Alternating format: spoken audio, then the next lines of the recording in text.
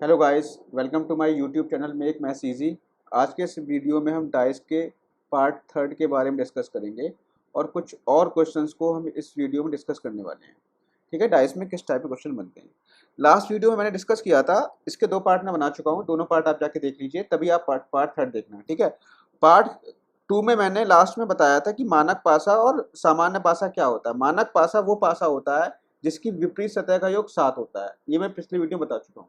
और सामान्य पासा वो पासा होता है जिसकी पास वाली सतह का योग 7 होता है। ठीक है, उसको देखना है, समझना है तो मेरा पहले वाला वीडियो देख लीजिए। आज हम इसके कुछ क्वेश्चंस के बारे में डिस्कस करेंगे। मानक पासा और जो हमारा सामान्य पासा है उसके क्वेश्चंस के बारे में डिस्कस करेंगे। तो देखो, पहला क्वेश्चन मैं लेता हूँ। पहला क्वेश्चन मैंने ले लिया ये।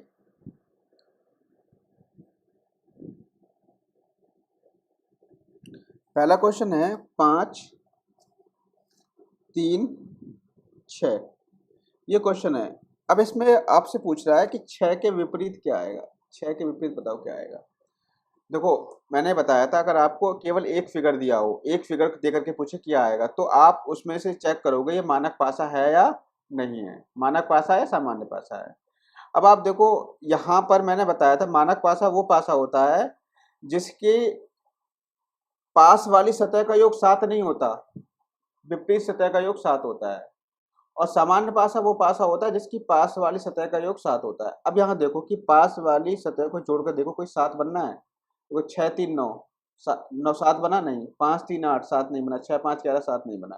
कहने का मतलब यह पास वाली सतह का सात का पास वाली सतहों का योग 7 नहीं आया, तो वो कौन सा पासा होगा, मानक पासा। और मानक पासे में जो विपरीत सतह होती है उनका योग 7 होता है। अब आप देखो, 6 के विपरीत जो सतह होगी, हमें दोनों को जोड़ के 7 लेके आना। तो 6 में क्या जोड़ोगे जब 7 आ जाए, तो 6 में आप जोड़ोगे 1, तो 6 के विपरीत क्या आ जाएगा, 1 आ जाएगा। ठीक है, अगला क्वेश्चन देखते हैं। अगला क्वेश्चन है, ये फिगर दिया हुआ है और ये पूछ रहा है इसमें 1 2 6, इसमें पूछ रहा है कि 2 के विपरीत क्या होगा, बताओ। तो पहले चेक करोगे मानक पासा है या नहीं है।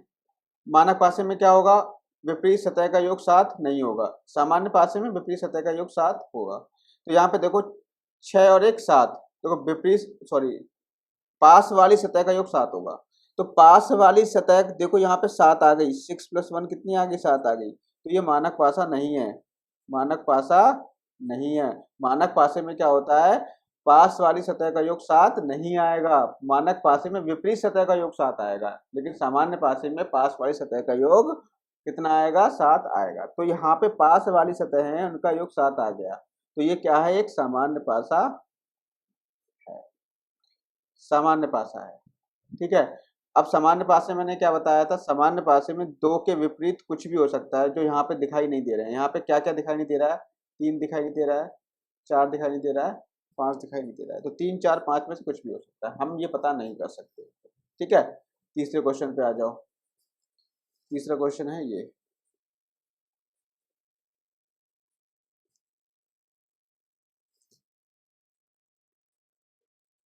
2 3 1। अब मुझे ये बताओ कि 3 की विपरीत सतह पे क्या होगा, 3 की विपरीत सतह पर क्या होगा। अब यहाँ पर आप देखो,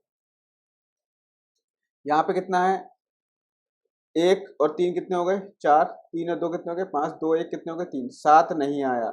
विपरीत सॉरी पास वाली सतह का योग 7 नहीं आया, तो ये एक मानक पासा हो गया। और मानक पासे में क्या होता है, विपरीत सतह का योग 7 आता है।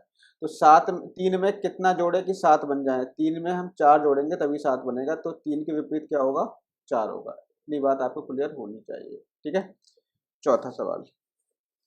चौथा सवाल यह है, तो कोई इसको बिना आप पेन चलाए भी कर सकते हो, मैं तो आपको बता रहा हूँ इसीलिए मुझे इतना करना पड़ रहा है कि बताओ 5 के विपरीत सतह पे क्या आएगा। चेक कर लो मानक पासा है या नहीं है। 4 3 7 7 आ गया, मानक पासा नहीं है, सामान्य पासा है। तो 5 के विपरीत जो यहाँ पे दिख रहे हैं इनमें से कोई भी संख्या, इनके अलावा कोई भी संख्या हो सकती है। तो यहाँ पे 4 3 5 दिख रहा है, तो यहाँ पे 1 2 और 6 के अलावा मतलब 1 2 6 में से कोई भी संख्या हो सकती है। ठीक है, इतना हो गए। क्वेश्चन नंबर आ जाओ 5 पे। बहुत आसान सवाल है, आप इस टाइप के क्वेश्चंस की प्रैक्टिस कर लेना घर पे। ठीक है, क्वेश्चन नंबर 5 क्या कह रहा है? 6 2 4, 6 2 4 पूछ रहा है कि 4 के विपरीत बताओ कितना होगा। चेक करो मानक पासा है नहीं है। 6 2 8, 4 2 6, 6 4 10। तो ये पास वाली सतह का योग 7 नहीं आ रहा, तो ये मानक पासा है।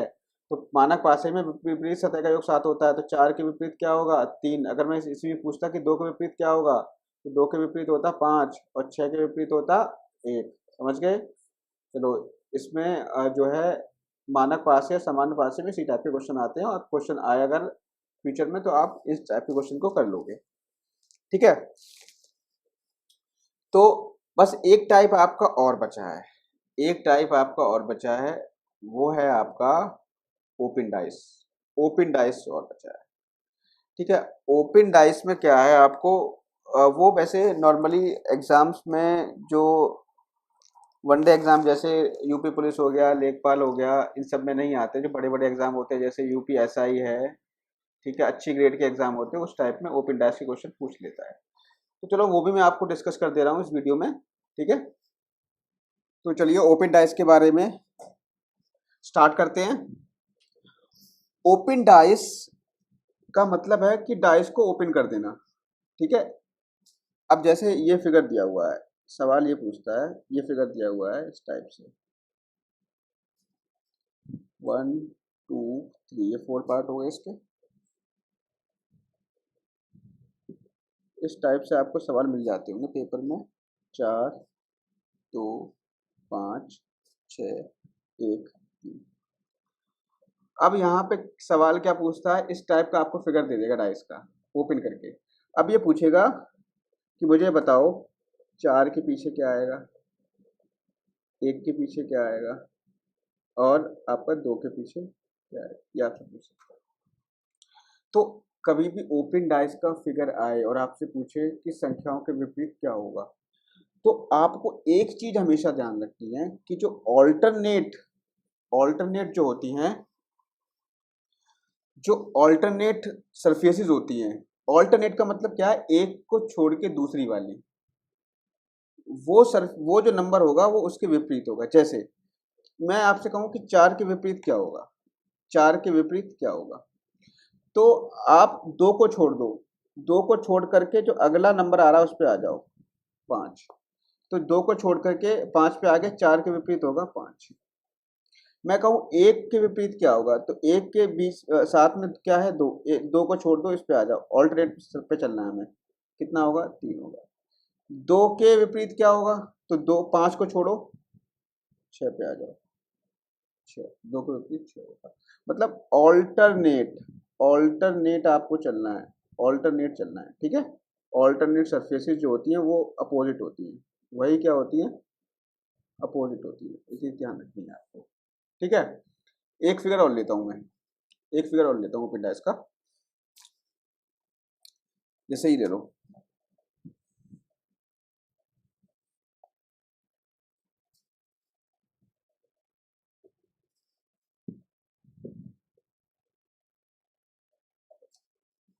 एक 2 4 5 6 3। मैं आपसे पूछूं कि 1 के विपरीत क्या होगा, 4 के विपरीत क्या होगा, 6 के विपरीत क्या होगा, तो आप ये देखो, मुझे इतना बताओ कि 1 के ऑल्टरनेट चलोगे तो कितना पड़ेगा, 4 पड़ेगा, तो 1 के विपरीत 4 हो जाएगा। 2 के ऑल्टरनेट कितना पड़ेगा, 5 पड़ेगा। ठीक है, यहाँ पे 1 4 की जगह पे 2 लिख लो। 2 के विपरीत कितना पड़ेगा, 5 पड़ेगा, और 6 के विपरीत कितना पड़ेगा, 3 पड़ेगा। यही आपका आंसर हो गया। ठीक है, समझ में आ रहा है ना, आ रहा है? हाँ ठीक। चल रहे हैं आगे, आगे बढ़ रहे हैं, अगला फिगर लेते हैं, अगले टाइप का फिगर यहाँ पे ले लेता हूँ।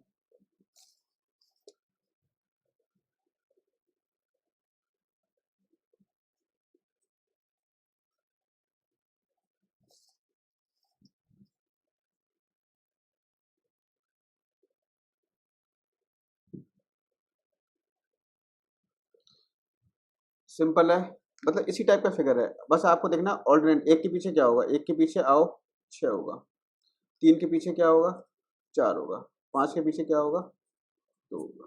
ठीक है, तो इस टाइप के फिगर आप कर लोगे।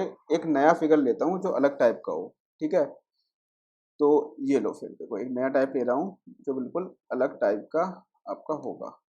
ठीक है, ये लो, यहाँ लेते हैं, क्योंकि लॉकडाउन चल रहा है और लॉकडाउन में अभी कॉपियाँ नहीं मिलेगी, और कॉपी नहीं मिलेगी तो मैं तुम्हें पढ़ाऊँगा कहाँ से, इसीलिए बहुत एडजस्ट करना पड़ रहा है कॉपी पे।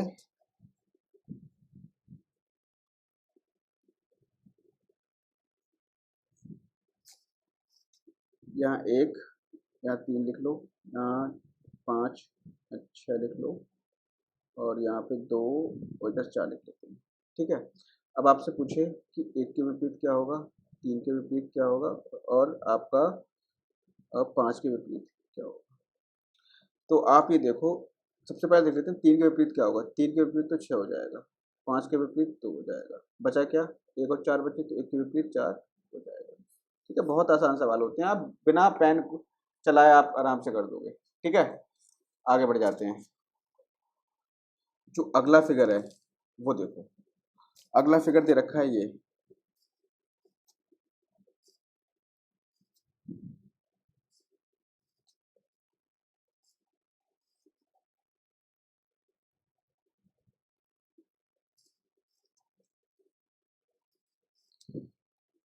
MNTSQ W, इस टाइप का फिगर दे रखा है। ठीक है, अब आपसे पूछे कि बताओ M के पीछे क्या आएगा, S के पीछे क्या आएगा, और N के पीछे क्या आएगा। ठीक, ये आपसे पूछा है, तो आप देखो ऑल्टरनेट सरफेस N को छोड़ के T पे पहुंच जाओ तो M के पीछे T आ जाएगा, ऐसी S के पीछे W आ जाएगा, बाकी क्या बचा, Q बचा, तो N के पीछे क्या आ जाएगा, Q आ जाएगा। कोई दिक्कत है बताओ, बहुत आसान है ना। ठीक है, इस टाइप के जितने भी सवाल है आपको करना घर पे। ठीक है, चलो एक फिगर और बताता हूँ मैं आपको।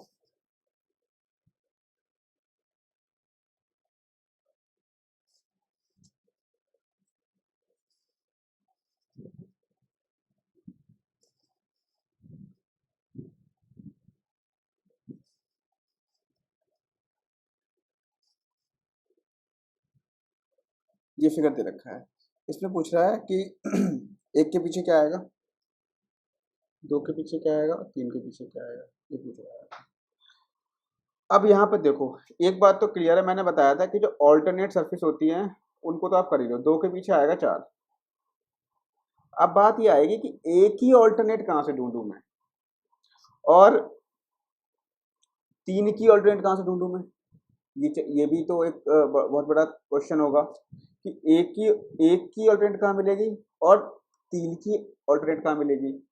2 की ऑल्टरनेट तो मिल गई हमें, 2 की ऑल्टरनेट ये रही, 2 से हम एक छोड़ के 4 पे आ गए, लेकिन 1 से कहाँ पे किधर जाओगे। तो इसमें क्या करोगे, इसमें एक चीज ध्यान रखना, देखो मैंने आपको ये बताया था कि जो एडजेसेंट सरफेस होती है, एडजेसेंट का मतलब होता है निकटतम सरफेस, निकटतम सरफेस कभी एक दूसरे के अपोजिट नहीं हो सकती। अब देखो 3 के अपोजिट क्या है, 3 के देखो बिल्कुल जुड़ा हुआ है, यहाँ पे देखो पॉइंट देखो,